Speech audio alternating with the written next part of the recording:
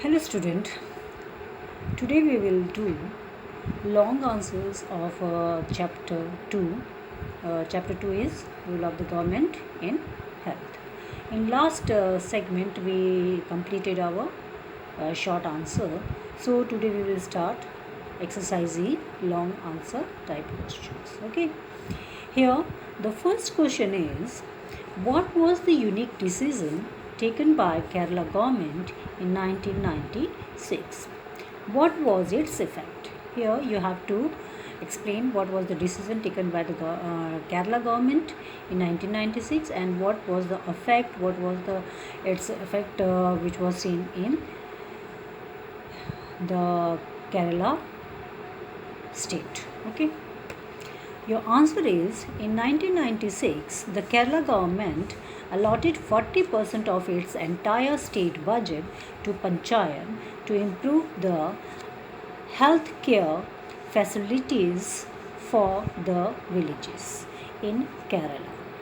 So the Panchayat used this fund to provide food to all poor villagers.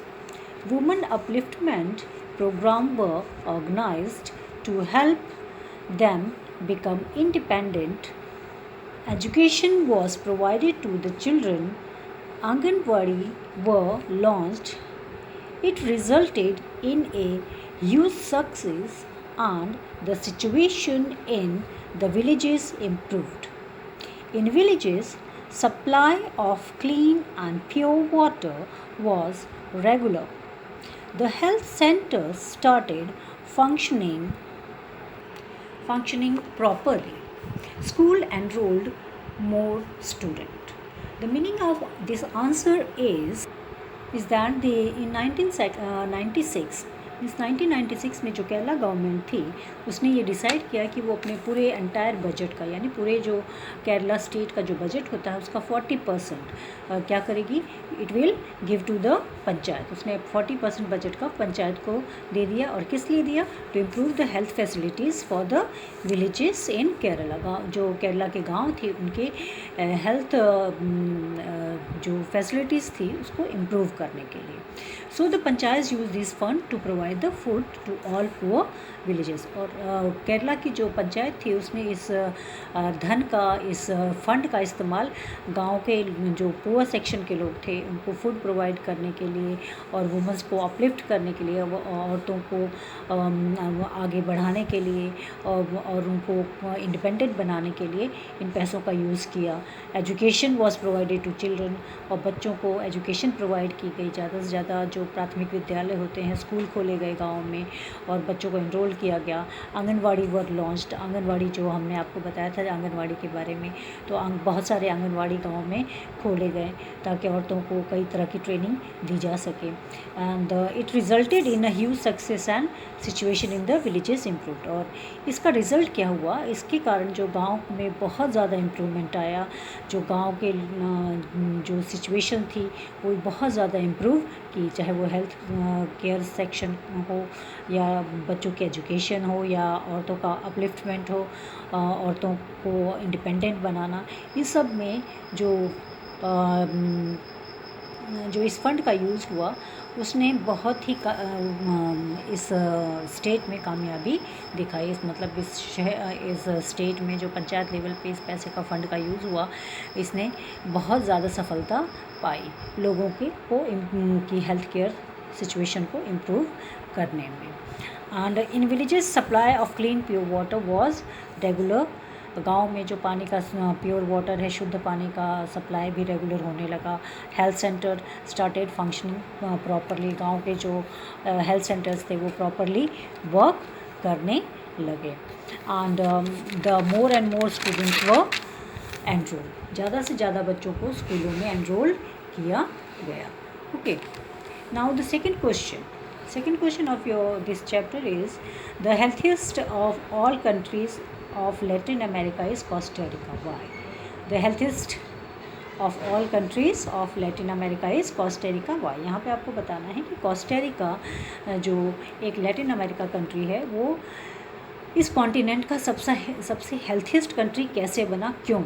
क्यों बना, what was the reason, इसका कारण क्या था कि कैसे ये देश एक हेल्थीएस्ट कंट्री कहलाया, इसका कारण क्या था।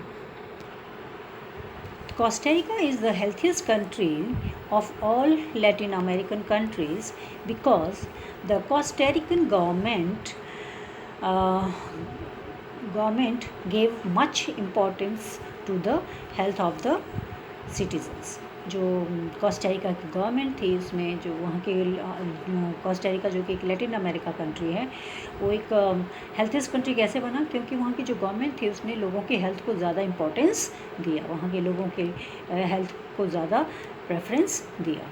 It took an important decision not to have an army. उसने कौन सा इम्पॉर्टेंट डिसीज़न लिया कि उनकी कोई भी, उस देश की कोई अपनी आर्मी नहीं होगी, वो कोई भी आर्मी नहीं रखेंगे, किसी प्रकार की सेना नहीं रखेंगे।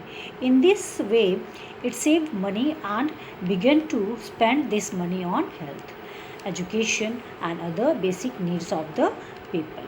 और वहाँ की गवर्नमेंट ने क्या किया, ये जो पैसा जो सेना पे खर्च करना था उसको उसने क्या किया, बचाया, और उस पैसे का इस्तेमाल किसने किया, they use that money on the health, education and other basic needs of the people. उन्होंने वहाँ के लोगों के एजुकेशन पर, हेल्थ पर और लोगों की जो बेसिक नीड्स होती है उसको पूरा करने में ये पैसा लगाया। तो Costa Rican government provides all the basic services and amenities to all the people of the country. Okay, तो यहाँ की जो कोस्टा रिकन गवर्नमेंट थी उसने सभी लोगों को, जितने भी उसके सिटीज़न थे, उनको उन्होंने बेसिक सर्विसेज, जो बुनियादी उनकी सर्विसेज होती हैं, बुनियादी ज़रूरतें होती हैं, उसको पूरा करने में ये पैसा लगाया। It provide clean drinking water, sanitation, nutrition and housing. उसने लोगों को क्लीन वाटर प्रोवाइड किया, स्वच्छता दी, साफ़ सफाई लोगों के घरों के आसपास सराउंडिंग्स में रखने का प्रयास किया, न्यूट्रिशियस फूड प्रोवाइड करने की कोशिश की, हाउसिंग जो सरकार की तरफ से लो कॉस्ट में हाउसिंग प्रोग्राम चलाए गए, and the government spend much on the public health care and education. और इस गवर्नमेंट ने ज़्यादा से ज़्यादा इस पैसे का इस्तेमाल लोगों के हेल्थ केयर पे किया और लोगों के एजुकेशन पे किया। इन सब कारणों से ये देश जो है एक बहुत ही हेल्थीएस्ट कंट्री, बहुत ही स्वस्थ, हम कह सकते हैं कि बहुत ही स्वस्थ कंट्री बना, एक बहुत ही फिट एंड फाइन कंट्री बन गया। because they didn't have any army, they spent all the money on the health and education of the people. उन्होंने लोगों के एजुकेशन पे, उनके हेल्थ पे, उनकी जो बेसिक नेसेसिटीज़ होती है उस पर खर्च करने में ये सारा पैसा यूज़ किया। इस तरह से जो ये देश था एक बहुत ही हेल्थीएस्ट कंट्री बन गया। Okay, now we have completed this chapter. हमने ये सारा चैप्टर तो कंप्लीट कर लिया। We have completed all the question answer and exercises. Now I will tell you what we did during this lockdown में हमने क्या क्या किया और हमने क्या क्या सिचुएशंस देखी, कौन कौन से ऐसे प्रोग्राम्स चलाए गए जो हमें हमारी हेल्थ को लेकर हमें सरकार ने बहुत सारे गाइडलाइंस जारी किए। उन गाइडलाइंस को हम थोड़ा सा कुछ पिक्चर्स के थ्रू देखेंगे। हमने इस पूरे चैप्टर में हेल्थ के बारे में ही पढ़ा है, सरकार हमें कौन कौन सी हेल्थ की सुविधाएं प्रदान करती है, देती हैं, और हमें कौन कौन सी फैसिलिटीज़ अवेलेबल होना चाहिए, इसके बारे में भी हमने इस चैप्टर में पढ़ा। और गवर्नमेंट के कौन कौन से उत्तरदायित्व हैं उसके देश के लोगों के प्रति, इसके बारे में भी हमने पढ़ा।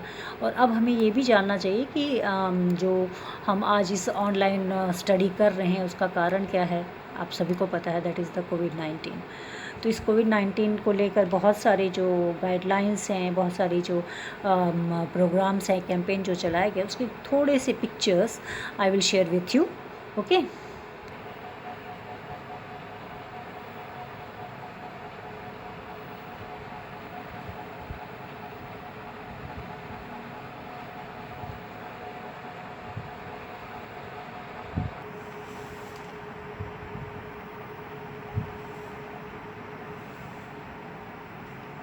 see, these are some pictures which were given in your newspaper related to the कोविड-19 से जो बहुत सारे ऐसे गाइडलाइंस थे जो आपको पेपर के थ्रू बहुत सारे पैम्पलेट्स के थ्रू या न्यूज़पेपर के थ्रू आपको बताए गए थे। इसको हम थोड़ा पिक्चर के थ्रू शेयर करेंगे।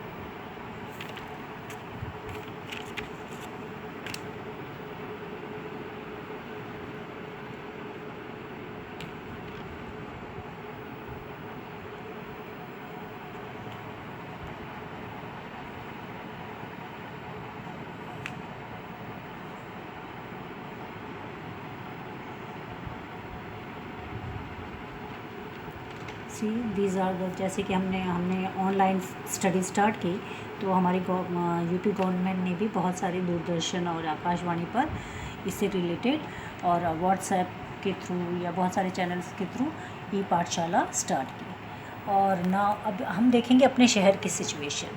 ओके सी, जब लॉकडाउन के टाइम हमारा शहर देखने में कैसा लग रहा था। See the picture which is taken, see this is our Prayagraj. Lockdown के टाइम हमारा शहर देखने में कैसा सुंदर दिख रहा था वो। Okay, how it was looking very nice during the lockdown. अगर ऐसा ही हमारा शहर हमेशा सुंदर दिखाई दे तो कितनी अच्छी बात हो। ओके, तो so here we will by sharing this picture I am completing the chapter number 2. Thank you.